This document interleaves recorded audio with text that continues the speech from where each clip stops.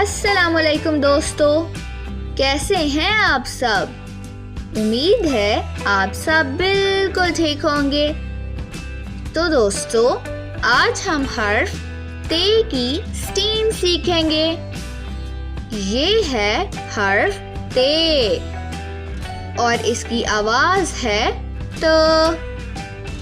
ये हरूफ तहज्जी का 5वां हर्फ है। दोस्तों, आज हम 5 मजेदार चीजें सीखेंगे।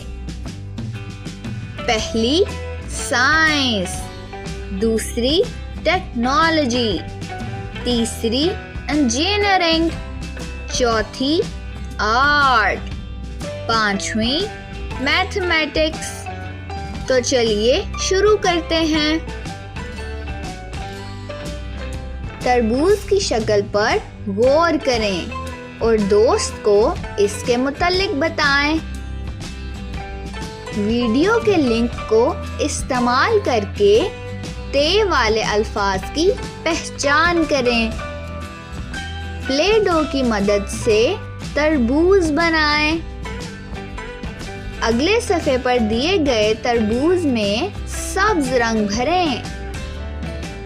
घर में मौजूद ते से बनने वाली अशिया के नाम बताएं।